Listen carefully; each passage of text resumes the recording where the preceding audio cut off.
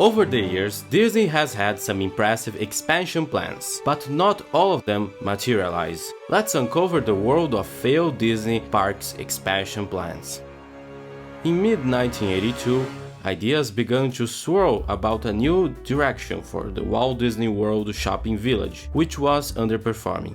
Dick Nunes, at the time president, said, "In addition, we have some dreams for Walt Disney World Shopping Village. From the Empress Lily, we're going into a New Orleans street, and you walk right into a beautiful New Orleans hotel." As you can see, Disney was making some ambitious plans for the expansion of the village. In the background here, we can see the Empress Lily and the driveway loop, but you also see what appears to be some sort of garden restaurant. This Phase 2 expansion would include 120,000 square feet of restaurants, entertainment facilities, and merchandise shops, themed to a New Orleans motif. A secondary part of this expansion called for a new 600-room, low-rise Disney hotel, also themed to New Orleans.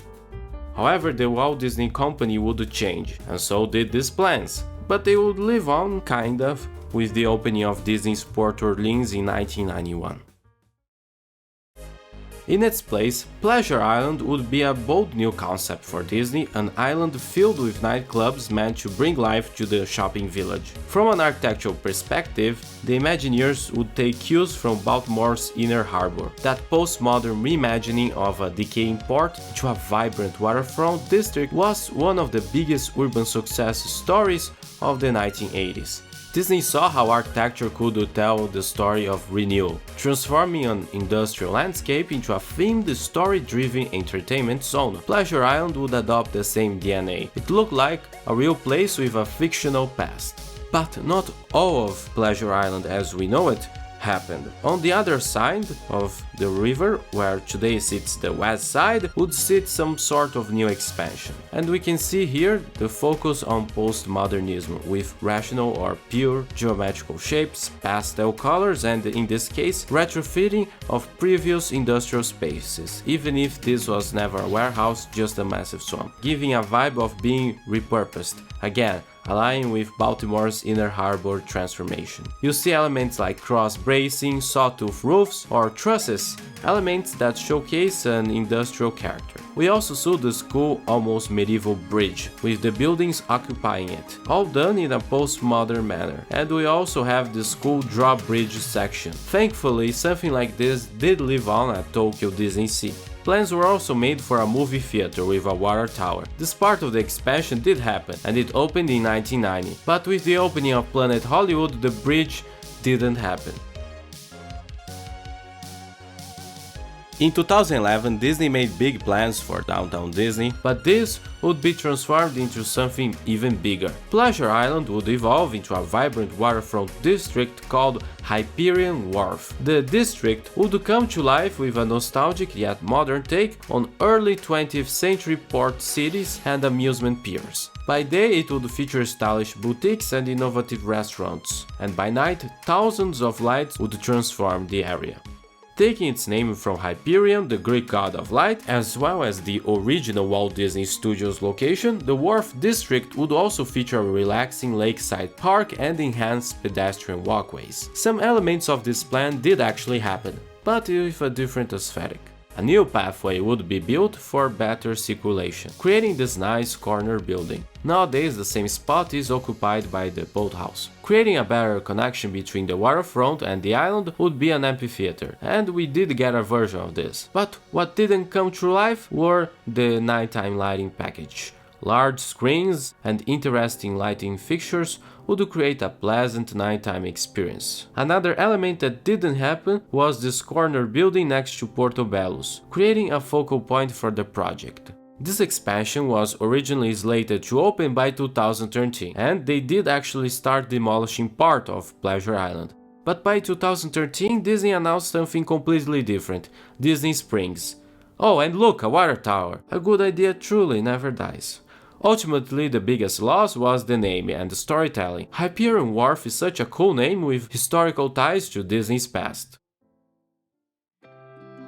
Now, Disneyland Paris might have been home to one of the craziest projects ever made by Disney, Lava Lagoon, a water park concept that almost changed the landscape of water attractions forever. What sets it apart? the involvement of Sir Norman Foster, one of the world's most famous architects. Lava Lagoon was meant to complement the existing resort program. The team behind it looked at successful European models like Center Parcs, which runs indoor water parks in a natural setting. But Lava Lagoon aimed to elevate that idea by integrating bold design and sophisticated architecture into the mix. Indoor and outdoor spaces would flow together, blurring the lines between nature, water, and structure. But to bring this vision to life, they reached out to one of the world's most influential architects, Sir Norman Foster. Why? Frankly, because Michael Eisner liked working with star architects, being a close friend of Philip Johnson and Robert Stern. But the idea was to bring the same forward-thinking design that's applied to landmark buildings into a completely different context, an immersive, high-thrill water park. The park would be half indoors, half outdoors, with the indoor section being inside a huge dome. The theme of Lava Lagoon would focus on tiki culture, with references such as the Big Kahuna volcano, that was said to be the centerpiece of the park, a towering structure that would have housed some of the most thrilling water slides. Like any water park, there would be a wave pool, the Great Pacific Wave Pool, situated next to the Big Kahuna volcano. This wave pool would have been one of the park's largest attractions. Outside in the seasonal section, guests would have had access to 3 additional slides. Toa Needle, a high-speed water slide named after the towering peaks found in volcanic regions, Waimea Canyon, inspired by Hawaiian's Waimea Canyon, Waihia Falls, a raft ride themed to one of the lush waterfalls of the Pacific Islands. Man, if this was built, it would have been one of the best water parks out there. The theming, the storytelling, and the impressive architecture all make it truly fantastic. But unfortunately, it was never meant to be. According to Imagineer Bob Holland, the project was quickly cancelled due to Euro Disney's poor financial situation. Lava Lagoon may never have come to life, but in a way its vision was realized at Disneyland Paris, albeit in a different way. This happened when they built Village Nature Paris, a collaboration between Disney and Center Parcs, outside the Disneyland Paris resort. Ironically, the type of immersive, nature-inspired water park Lava Lagoon aimed to create is now part of the Disneyland Paris landscape, but without Norman Foster's touch and Bob Holland's unique creative visions.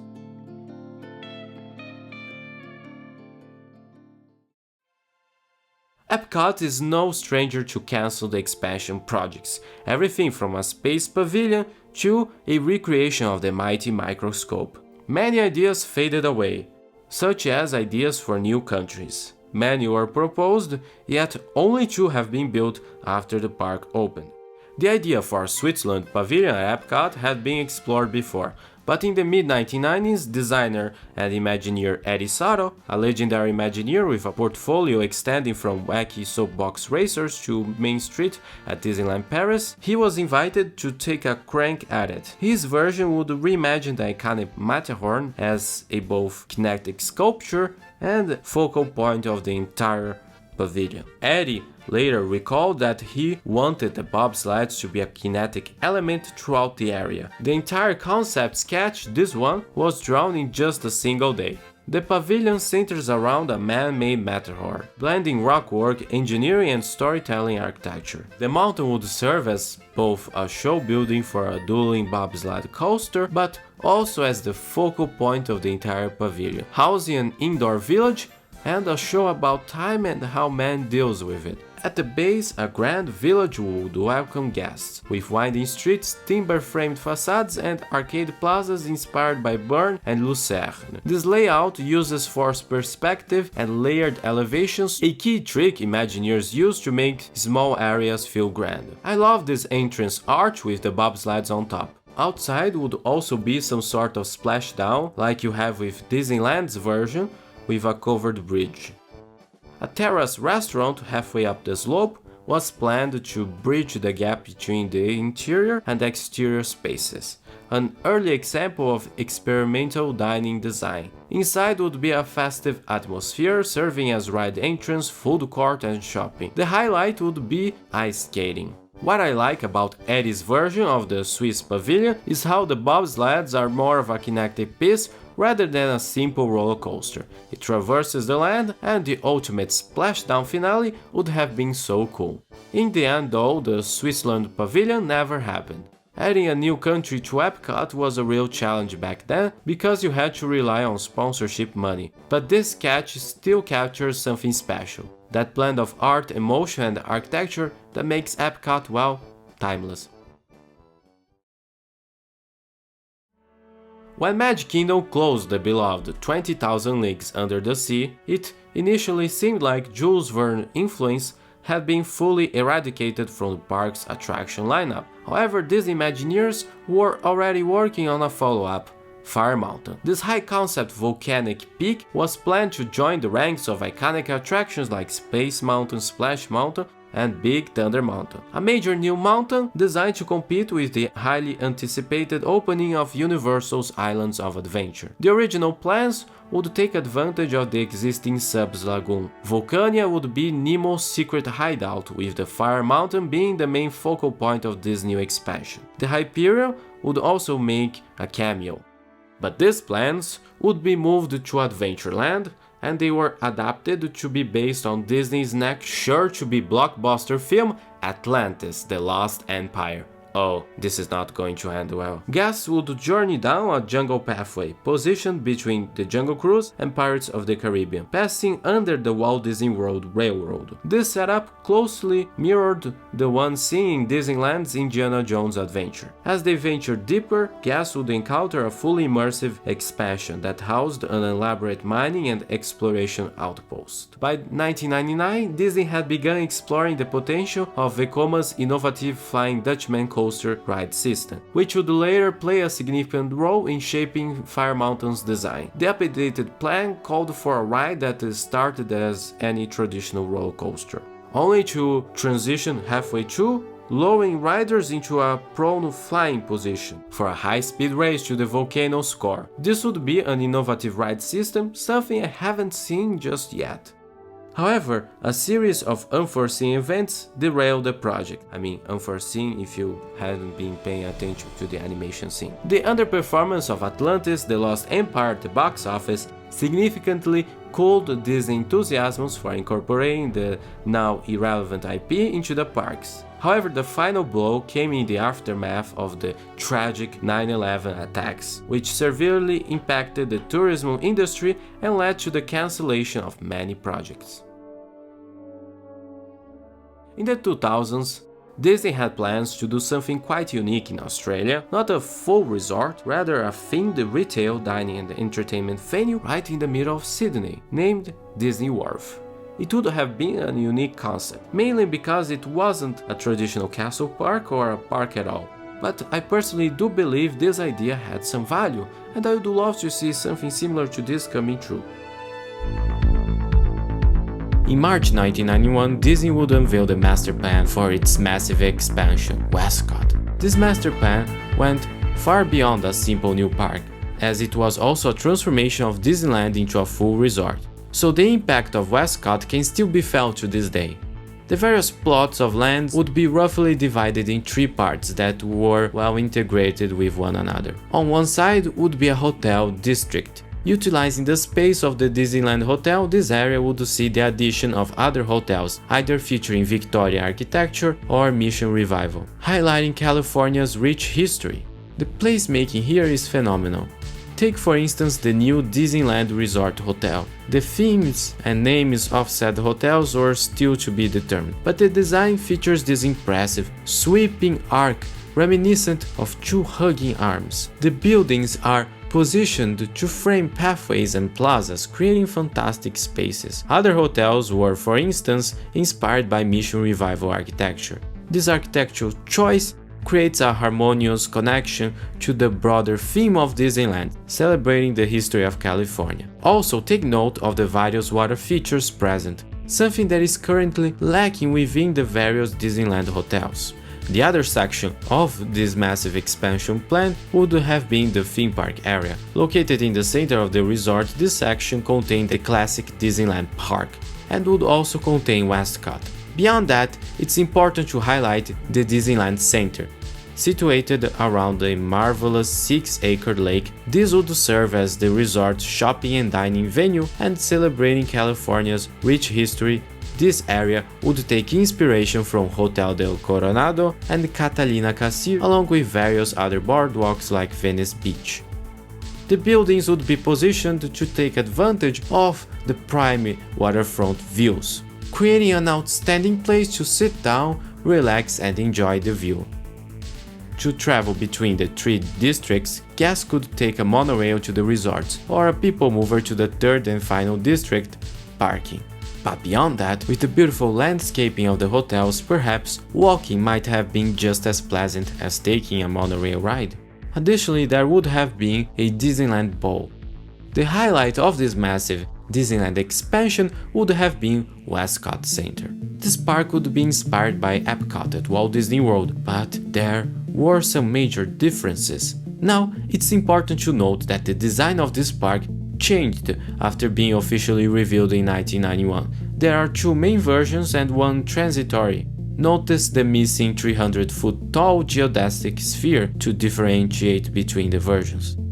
Either way, Westcot was poised to change the theme park industry forever. Imagine this: what if you could stay inside Disneyland, to not only visit the resort for a day, but also sleep inside the actual theme park? Well, this was the idea behind Westcot, building hotels themed to different corners of the world inside the park, and that communicated with the various lands. Because of the size restrictions, instead of individual countries like at Epcot, Westcot had regions. Lands would be themed to Americas, Europe, Asia, and Africa, with the Middle East. To block the view from the outside world, Disney planned to build 6-story buildings in the back that would serve as hotels, and then on top of the hotels would sit set pieces like St. Basil's Cathedral from Russia. The layout of Westcot features symmetry, something missing from Disney's California Adventure. This layout allows for easy gas flow. The countries, therefore, would surround this lagoon with Space Station Earth, a giant 300-foot tall geodesic sphere in the center. This was later changed since it would be visible from Main Street, as so in the post-Space Station Earth version, we would have this massive theme park icon that would house Future World within one massive building. Guests would walk under the cascading waterfalls into the lobby, and there would have been gangways leading to the stages, or what we call in Epcot pavilions, inside. Wonders of Nature would have had everything from a frozen environment, which would have been actually cold and refrigerated, allowing for people to play with ice and snow, to an arid desert and a humid jungle area. Living combines wonders of life and journey into imagination from Epcot. It's almost like a mall with activities on two different levels. All of Future World would have been indoors, so it would be very theatrical. As so, Imagineers referred to it as a stage set, and since it was indoors, it allowed for the space to be a bit more dreamlike and futuristic than if you were dealing with stucco that gets chipped a lot and starts staining and looking old. Depending on which version we're talking about, there would have been a third pavilion, either Space or Wonders of Science. The entrance to the Americas Pavilion in Westcot also served as the main entrance to the park. It was designed to be a grand and immersive experience, drawing inspiration from historical and cultural touchpoints. The entrance was inspired by the Centennial Exposition held in Philadelphia, a World's Fair celebrating America's 100th anniversary. South America would feature cultural highlights focusing mainly on Mexico and Central America, with Aztec and Mayan influences. Canada would also have its own section on the opposite side, showcasing unique offerings like a Native American show inspired by Bob Rogers Productions' Spirit Lodge. There would also have been a version of the American Adventure from Epcot in the middle. After experiencing the Americas, guests would move into Europe and Asia, and eventually reaching Future World, Africa and the Middle East. Perhaps the most ambitious ride was the Road Cruise, a 45-minute long attraction with 5 stops. This was an ambitious journey through the history and cultures of the world. The ride combined outdoor scenic vistas with indoor 9-minute show scenes, akin to Spaceship Earth. Westcot was supposed to be a futuristic, dreamlike experience that would set the Disneyland resort apart from any place else in the world. However, it was not meant to be. A number of factors played into its demise. First was the reaction from local Anaheim neighbors. Opposition rose with fears that many businesses around the resort would be negatively impacted. Beyond that, as with any major project in the United States, many had concerns about the amount of traffic Disney Park would bring. Secondly, the cost of this project was simply massive. Westcot would have been a huge expansion of Disneyland, and after the failure of Euro Disneyland, the prospects of expanding Disneyland this way became a financial liability, and so the park was cancelled.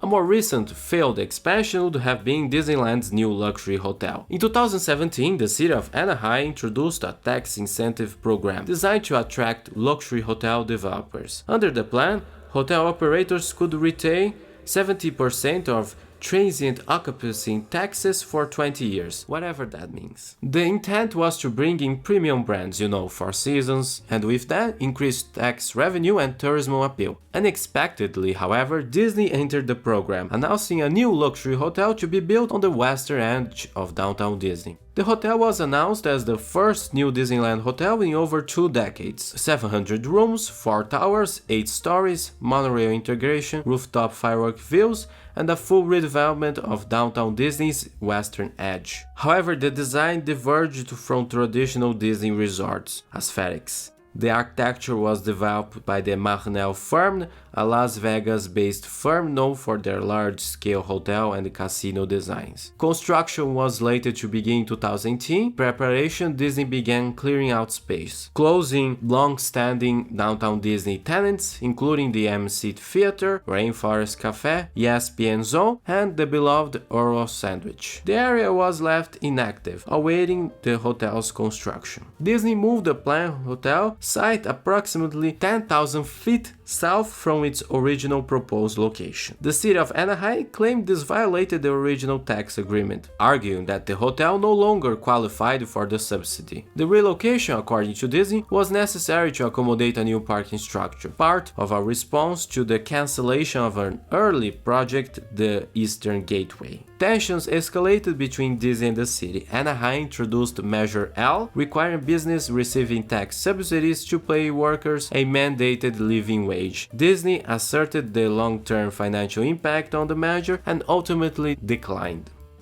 Without the tax incentive, the hotel project was cancelled in October 2018. In my opinion, this hotel feels subpar. It's not like the plans that were made for Westcot. The focus here is clearly on the hardscape, but with Westcot there was a focus on water features, something Disneyland is still missing. I imagine this would be the perfect spot not only for tourists, but also locals. After all, the population of Orange County is massive, and this could be a retreat within the concrete jungle. The cancellation left a large section of downtown Disney inactive. However, it also created unplanned opportunities. The cleared land, no longer bound by the hotel's footprint, opened new potential for long-term resort expansion. In the years followed, Disney and Anaheim would band together, culminating in the Disneyland Forward project, planning initiative aimed at unlocking development rights across the resort district that was approved recently. Instead of a new hotel, Disney expanded the Disneyland Hotel, adding a DVC tower, also designed by Marnell.